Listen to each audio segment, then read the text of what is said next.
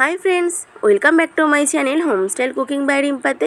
আজকে আমি আপনাদের জন্য ঝিঙে আলু পোস্তর রেসিপি নিয়ে এসেছি। সচরাচর পোস্তটা আমরা একটু শুকনোই পছন্দ করি, আজকে একটু অন্যরকমভাবে আপনাদের জন্য ভিডিওটা নিয়ে এসেছি।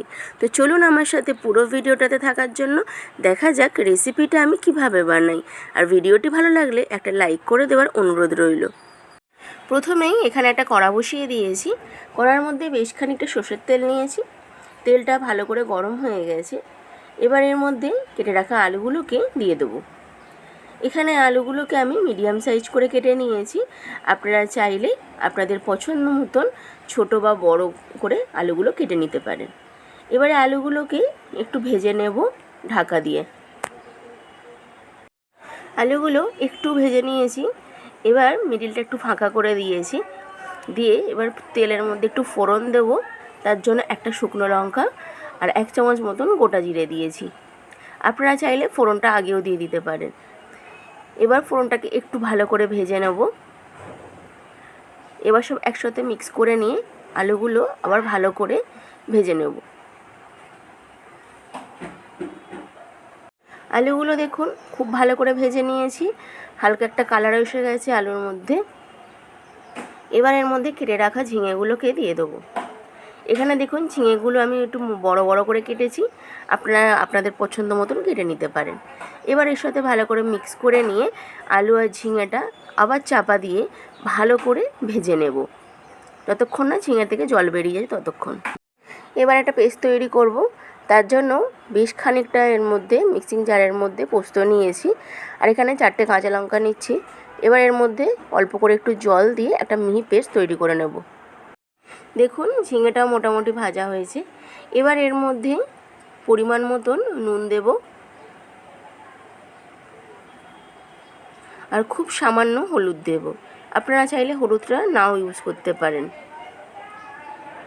আমি এখানে খুব সামান্য একটু হলুদ দিচ্ছি। এবার এটা ভালো করে নাড়াচাড়া করে নিয়ে আবার ঢাকা দিয়ে এটাকে আরও কিছুক্ষণ ভেজে নেব।